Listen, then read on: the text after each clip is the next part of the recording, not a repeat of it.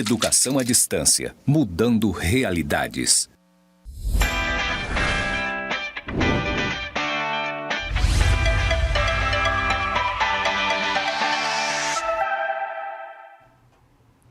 Aê, chegamos na nossa aula número 4, é isso mesmo, aula número 4 da disciplina de Direito do Estado, aqui do curso de Gestão Pública na modalidade AD.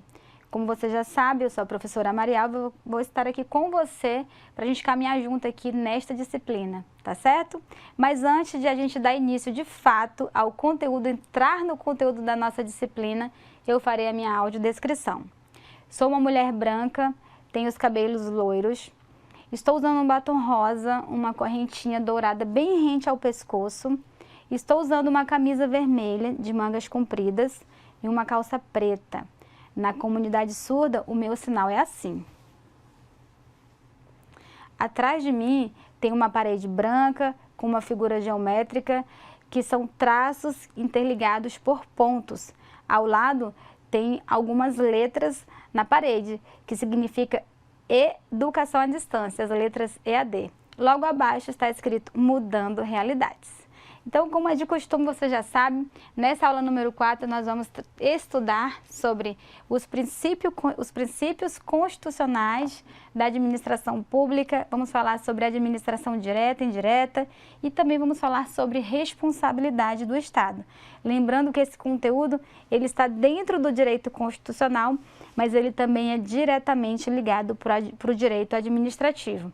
Eu quero te chamar a atenção que quando a gente fala de direito administrativo, nós não temos um código de direito administrativo, não temos. É uma disciplina não codificada. Portanto, quando a gente se debruça no estudo ali do direito administrativo, nós nos deparamos com muitas leis distintas que estão esparsas, dispersas no nosso ordenamento jurídico. Principalmente, uma das principais fontes aqui de consulta do direito administrativo é a própria Constituição Federal. Temos também outras leis, como, por exemplo, a Lei do Servidor Público Federal, né, que é a Lei 8.112, que é um exemplo de uma lei que é trabalhada também dentro do direito administrativo.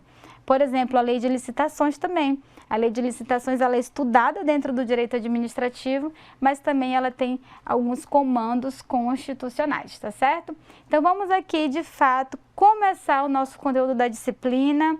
Já está tudo certinho aqui para você, eu quero te chamar aqui na tela comigo para a gente, de fato, começar aqui o estudo desta matéria. Vamos lá? Olha só, quando a gente fala aqui dos princípios constitucionais voltados para a administração pública, temos que pensar num alicerce, né? Um dos principais pilares aqui quando a gente trabalha o direito administrativo dentro da Constituição Federal é pensar na supremacia do interesse público sobre o privado, tá? Não se trata de um princípio expresso, tá? Embora existam inúmeras regras que impliquem as suas manifestações de forma concreta. Então, podemos pensar que a supremacia do interesse público sobre o privado, ela é de extrema importância, porque dentro do direito administrativo, dentro do direito constitucional, nós sabemos que quando a gente vai falar de interesse coletivo, ele está diretamente ligado, se sobrepondo, a um direito privado, né? Um exemplo disso, por exemplo, é quando o poder público precisa, abrir uma rua, né? E aqui tem algumas casas, né, construídas que está impedindo a expansão urbana, está impedindo o trânsito urbano e a administração, com todo aquele estudo de trânsito, né, que tem uma das secretarias específicas de trânsito, percebe que é preciso abrir a rua aqui para poder, de fato, escoar o trânsito da cidade. Sabemos que é uma situação de interesse público, né? Então vai estar se sobrepondo ao interesse privado, onde essa população aqui, por exemplo, essas pessoas vão ter seus imóveis desapropriados, devidamente indenizados, né? Para poder fazer o quê? Sobrepor-se ao direito privado para poder trazer um benefício para a coletividade, ou seja, temos a supremacia do interesse público sobre o privado. Isso aqui é um mero exemplo, tá? É bem tranquilo, só para você entender, tá certo? Quando a gente fala de fiscalização também, de açougues, fiscalização de farmácia, de supermercados, ali tudo existe a supremacia do interesse público, né? Significa o quê? Que o interesse público se sobrepõe ao interesse privado daqueles comerciantes, por exemplo, não é isso? Então, o poder público está ali, se utilizando ali do poder de polícia para fazer valer o direito da coletividade em detrimento do interesse privado, tá ok? Podemos nos referir a institutos correlatos dispostos na Constituição da República, como a possibilidade de desapropriação, aqui o exemplo, né, a desapropriação aqui da rua, que eu comentei com você, né, que está lá no artigo 5º, inciso 24 da nossa Constituição Federal. Aqui também, ó, a requisição administrativa, tá? No artigo 5º, inciso 25, entre outras prerrogativas que submetem os direitos dos cidadãos às restrições impostas pelo Estado em favor do interesse público. Combinado? Vamos para a próxima tela para dar continuidade ao nosso conteúdo. E aqui, outro alicerce, outro pilar, né? Nós temos aqui todo o direito administrativo e nós temos alguns pilares, né? Que está aqui a supremacia do interesse público e aqui a indisponibilidade do interesse público. Ou seja, essa indisponibilidade, ela limita a atuação dos agentes públicos, evitando o exercício de atividades com a intenção de buscar vantagens individuais. Tá aqui, olha só o gestor público que está aí, aqui assistindo essa aula. Perceba, nossos futuros gestores públicos e também os que já são também, né? Já sabe, eu imagino que vocês já saibam que o gestor público, né?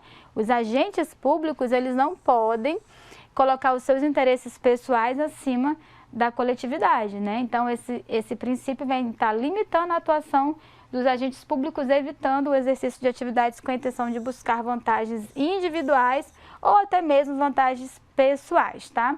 Então, aqui não pode dispor do interesse público para trazer alguma vantagem que não seja para a própria coletividade. Não pode, tá ok?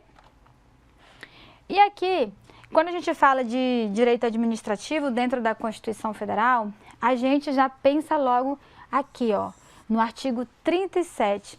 Esse artigo 37, ele tem que estar na ponta da língua dos nossos estudantes que vão ser gestores públicos. Porque eu destaquei aqui expressos, percebam, os princípios constitucionais expressos, porque eles estão estampados, são esses aqui, tá? A legalidade, a impessoalidade, a moralidade, a publicidade e a eficiência.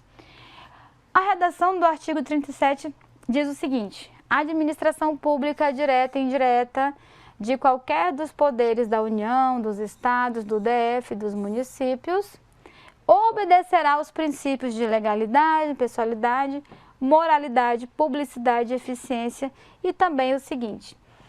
E aqui a gente trouxe para você a listinha, né, desses princípios que estão expressos aqui no caput do artigo 37, lembrando que a eficiência é o mais recente, né?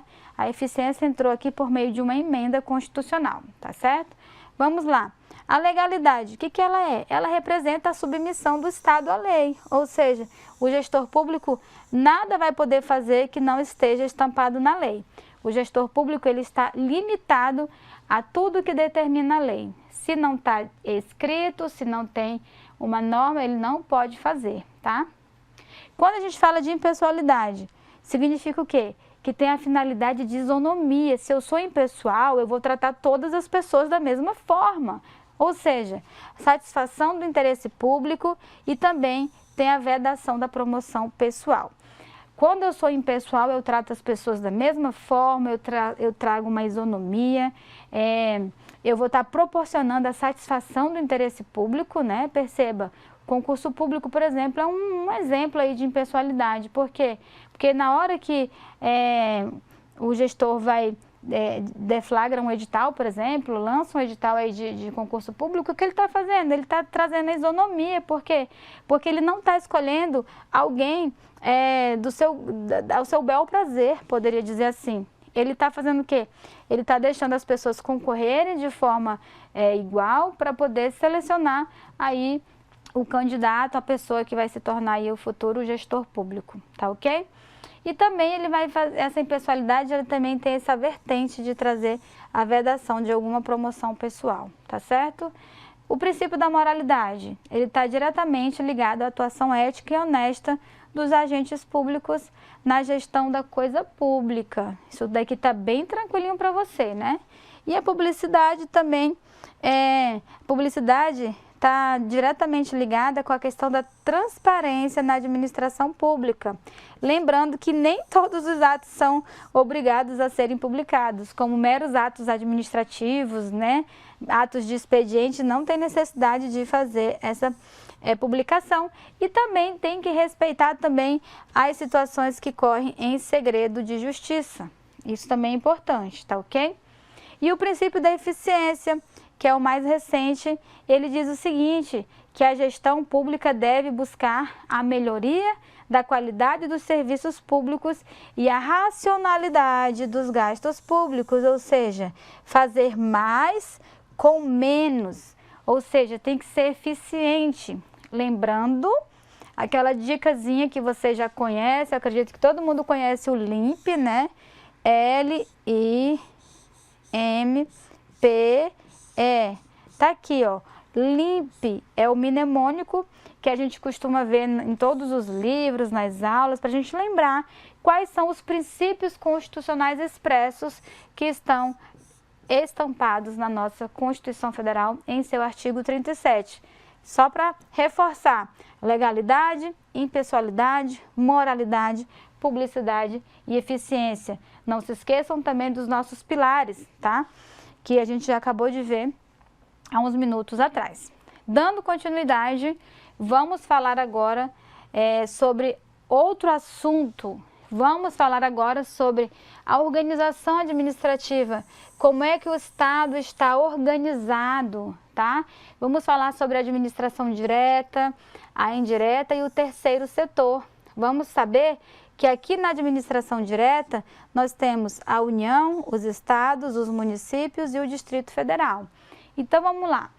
Aqui na administração direta nós podemos conceituar como o conjunto de órgãos que integram as pessoas políticas do Estado, aos quais foi atribuída a competência para exercer o direito de atividades administrativas, tá? De forma centralizada. Por que é centralizada? Porque ele centraliza nele essas ações. Então, prestem atenção. A administração direta é a União, os estados, os municípios e os distritos federais, que atuam por meio dos seus órgãos, das suas secretarias, diretamente, tá certo? Vamos dando continuidade. Olha só, dentro dessa temática nós precisamos falar sobre a descentralização, tá? O que é a descentralização? É a transferência dos serviços a pessoas jurídicas diversas, que vai estar recebendo o nome de descentralização, tá? Transferência dos serviços a pessoas jurídicas diversas, tá? Olha só, a descentralização, ela pode ser executada com a transferência na prestação do serviço a pessoas jurídicas criadas pela própria administração pública, que vai ficar especializada na execução daquela atividade. Olha só, são os chamados entes da administração indireta, quando a administração direta vai descentralizar, passando alguns poderes, passando alguns serviços para as pessoas jurídicas, né, aqui da administração indireta. Lembrando, pessoal, que quando a gente fala de pessoa jurídica, nós temos tanto as pessoas jurídicas, né, de direito público e as pessoas jurídicas de direito privado. As de direito privado, elas são regidas lá pelo nosso Código Civil. Não se esqueçam desse detalhe, tá? E as de direito público são regidas por normas de direito público. Vamos lá. Quem são essa administração indireta? Quem são esses entes da administração direta descentralizada? São as autarquias, as fundações públicas, as empresas públicas e as sociedades de economia mista, tá? Por que eu coloquei aqui, ó? Empresa privada não entra aqui e fundações privadas também não entram. Por exemplo, a fundação lá da Xuxa, a fundação Ayrton Senna, não, tá? Aquelas são de direito privado. Necessariamente precisam ser fundações públicas. E eu já estou te adiantando aqui que um exemplo é a FUNAI e o outro exemplo é a Fiocruz, tá? Lembrando que quando a gente fala das autarquias, exemplo de autarquia, o próprio IFRO, o CREA, que é o Conselho Regional de Engenharia e Agronomia, e o CAL, que é o Conselho de Arquitetura e Urbanismo, são autarquias, né? E essas autarquias, elas são de direito público. E aqui as autarquias, incluindo as associações públicas também, tá? Falando aqui de empresas públicas, já que eu já falei das fundações públicas, nós temos aqui exemplo, muito tranquilo isso aqui, tá, gente? Caixa Econômica Federal. Não se esqueçam, não confundam, Caixa Econômica Federal é empresa pública, enquanto o Banco do Brasil é uma sociedade de economia mista. Por quê?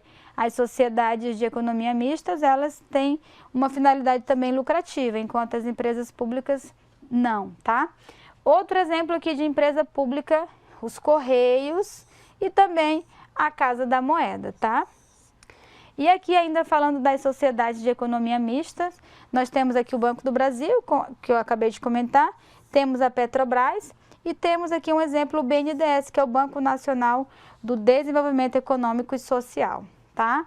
Então, percebam, aqui um detalhe das sociedades de economia mistas é que elas podem estar tendo finalidade lucrativa, ok? Porque aqui ela é mista, por quê? Porque dentro dela tem dinheiro público e tem dinheiro privado. Aqui, geralmente, as pessoas que trabalham nas sociedades de economia mistas, são regidas pela consolidação das leis trabalhistas CLT, enquanto na maioria das vezes, por exemplo, aqui nas autarquias, as pessoas são regidas pela, se for federal, né? Porque tem autarquias estaduais e autarquias federais. Aqui no caso da federal, pela lei 8.112, que é a lei do servidor público federal. Aqui ele já passa a ter o regime estatutário, enquanto aqui na economia mista tem regime seletista, tá certo? Outra situação para você ficar atento aí, nosso gestor, nossa gestora pública. Olha só, as autarquias são indicadas para o desempenho de atividades típicas de Estado, tá certo? Por exemplo, o IFRO aqui, ó. Qual uma atividade típica de Estado? A educação, né? Então, aqui o exemplo aqui do IFRO que está aqui executando uma atividade típica do Estado, né? Como a educação, tá? Aqui a educação. Gente, eu estou escrevendo com esse marca-texto de amarelinho. Eu espero que vocês consigam visualizar bem, mas eu vou falando e anotando e aí vocês vão conseguir entender minha letra, tá certo? Tá bem, né? Mas faz parte aqui da nossa experiência.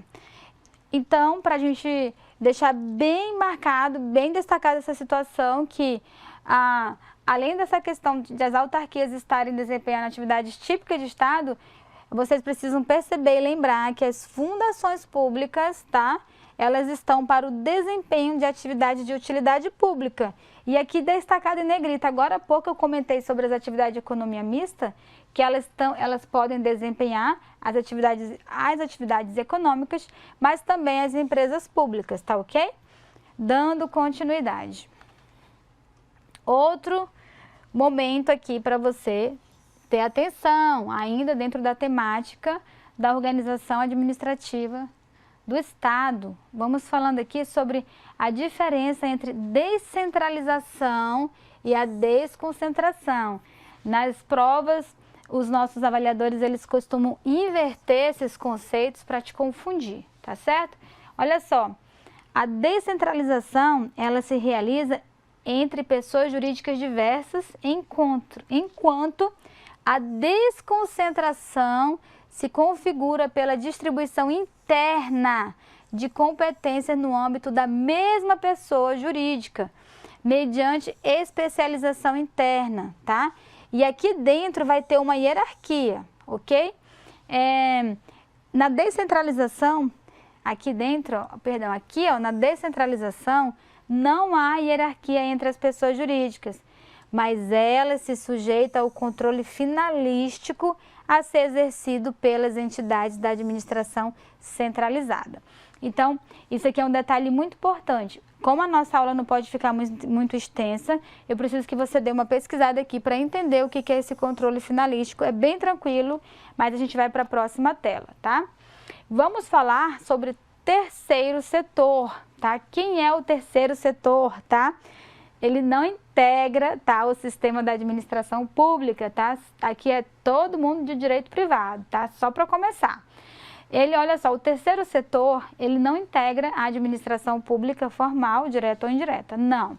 Mas ele coopera com o governo, prestando serviços de utilidade pública e suas entidades são paraestatais. Por que a gente fala que são paraestatais? Porque eles caminham paralelamente ao Estado, né? Então, olha só, espécies de entes do terceiro setor tratados no direito brasileiro. Nós temos aqui, de forma bem tranquila, as entidades do Serviço Social Autônomo, que são bem conhecidas ali pelo Senai, pelo SESC, pelo SESI, né?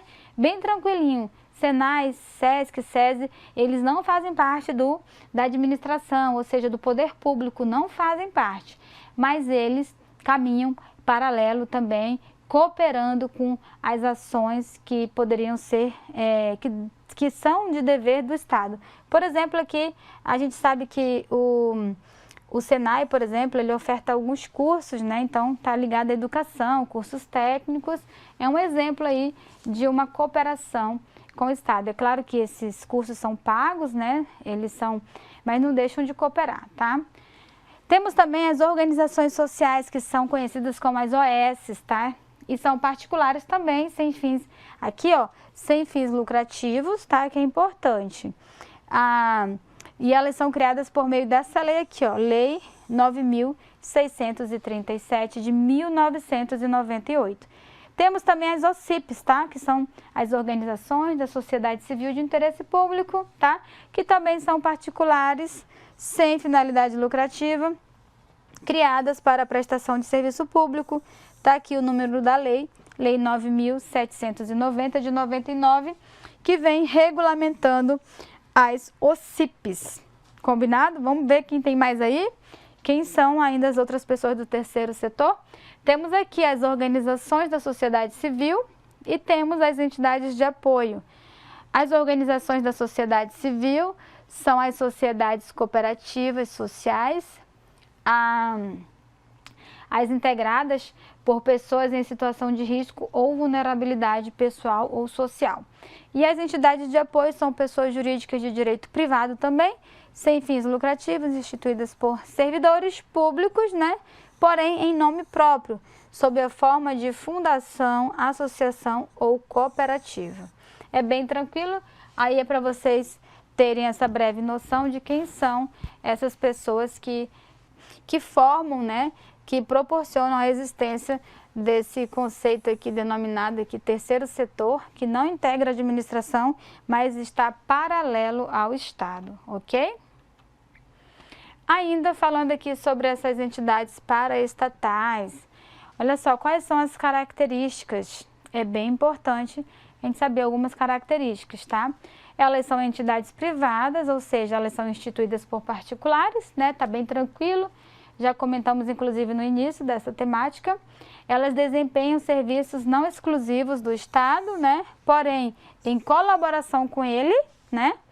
Recebe algum tipo de incentivo do poder público, né? Algum fomento.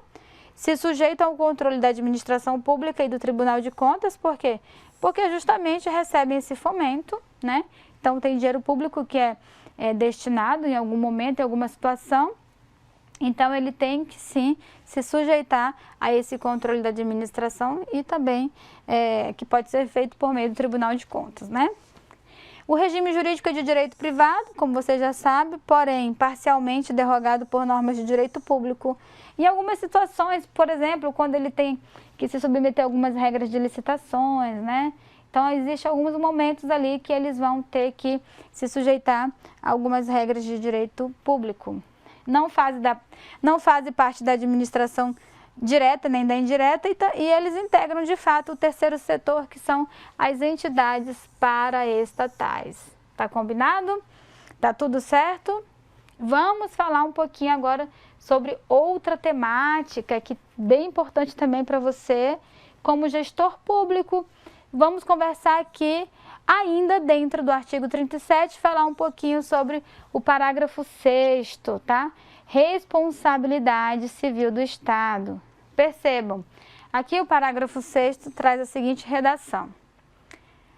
As pessoas jurídicas de direito público e as de direito privado, prestadoras de serviços públicos, responderão pelos danos que seus agentes, nessa qualidade, causarem a terceiros, assegurado o direito de regresso contra o responsável nos casos de dolo ou culpa. Por que nessa qualidade, pessoal? Porque, por exemplo, aqui, ó, prestadores de serviço público responderão pelos danos que seus agentes, nessa qualidade, ou seja, enquanto agente público, acontecer alguma situação, né, o Estado vai ter que responder. Mas se o agente praticou alguma ação no âmbito da sua vida privada, o Estado não é obrigado a responder por ele, né? O Estado só responde quando estiver nessa qualidade aqui, na qualidade de agente representante do Estado. Vamos lá? Olha só, já preciso te dizer que, de forma bem objetiva, tá? A responsabilidade objetiva é a regra, né? Regra no nosso Brasil, acatada como padrão, a teoria do risco administrativo. Tá combinado? Pode colocar isso aí na sua cabeça. Mas olha só o comentário aqui logo abaixo. Responsabilidade subjetiva, ela vai ocorrer nos casos de danos decorrentes de atos omissivos, né? Nessa situação, a pessoa que sofreu dano, ela vai ter que provar, né? O ônus da prova vai ser dela, dessa pessoa que sofreu dano, que houve a falta na prestação de um serviço que deveria ter sido prestado pelo Estado, né?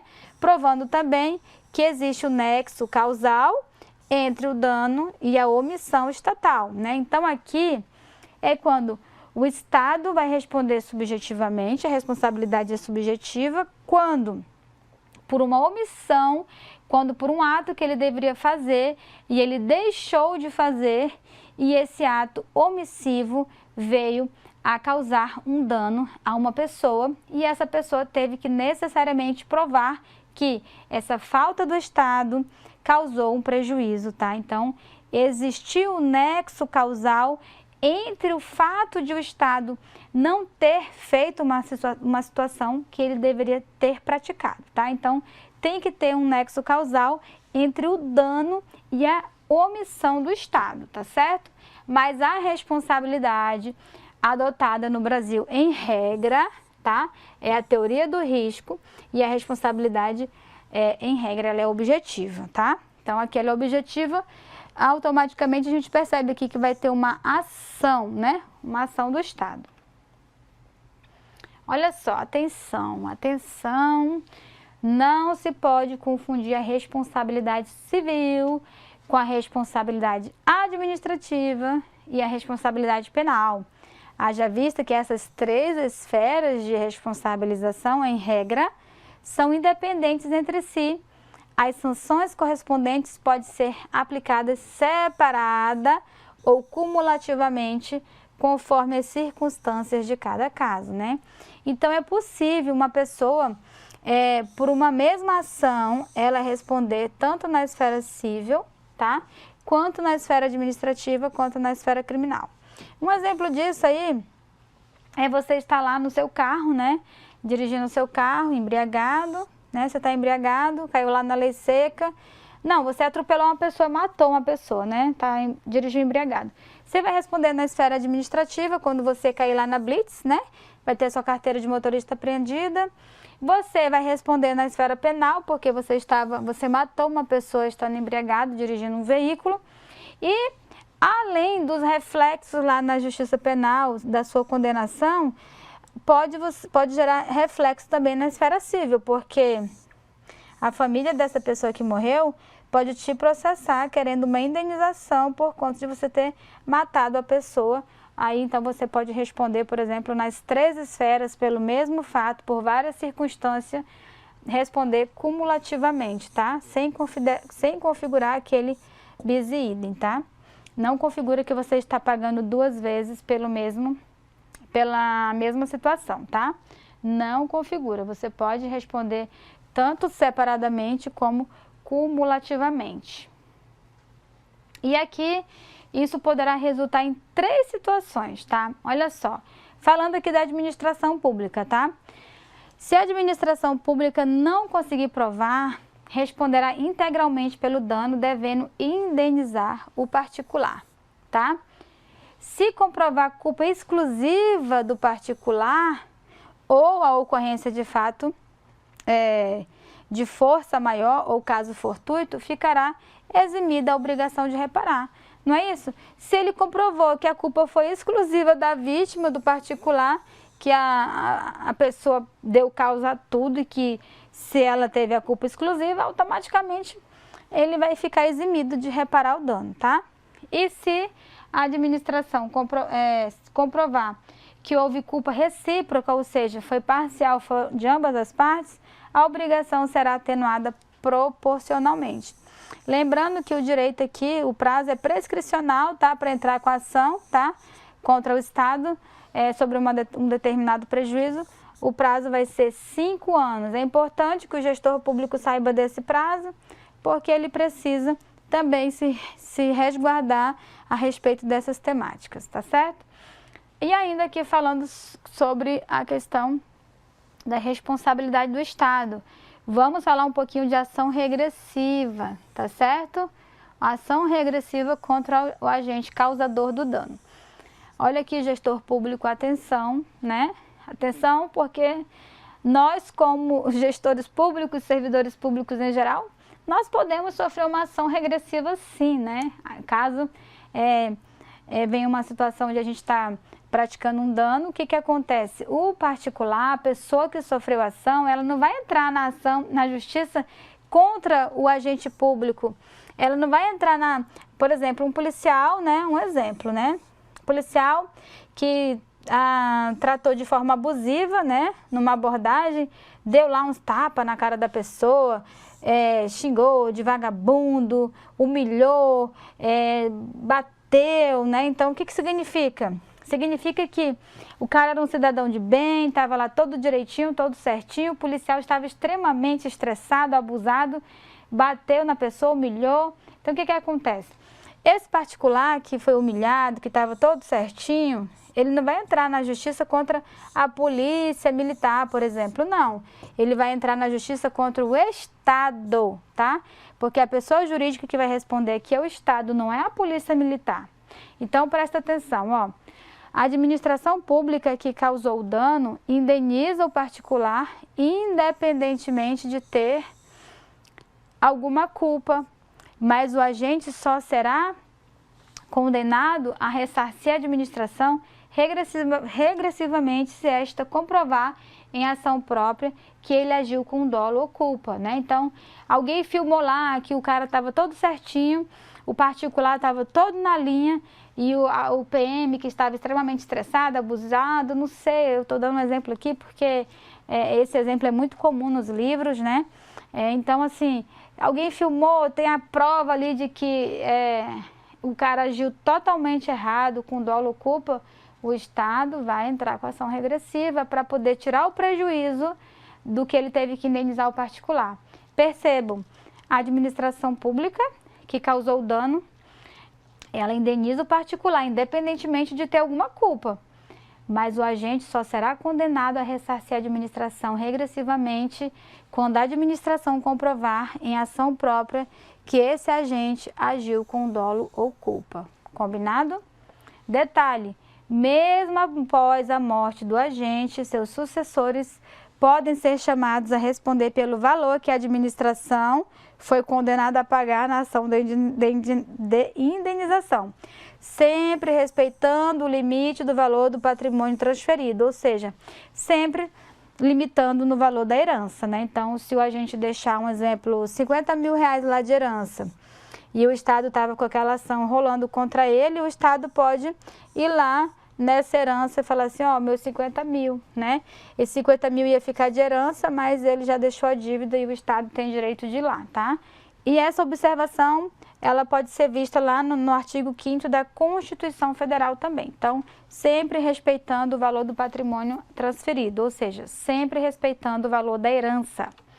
E aí nós tivemos algumas considerações a respeito da responsabilidade civil do Estado, lembrando que é muito importante que você se aprofunde no conteúdo, que você vá lá e faça a leitura para de fato se apropriar, que é um norte, aqui não dá tempo. Nós trabalhamos aqui 3 conteúdos distintos nessa aula, falamos sobre os princípios da administração, falamos sobre a responsabilidade civil do Estado e eu preciso de fato que você se aproprie também para entender como que funciona a organização do Estado lá a respeito da administração direta, indireta e do terceiro setor.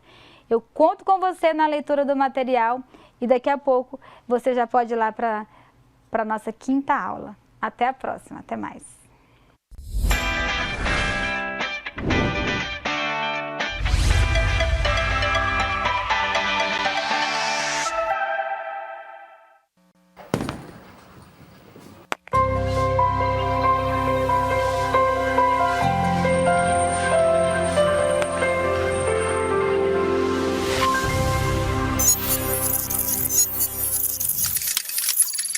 Educação à distância, mudando realidades.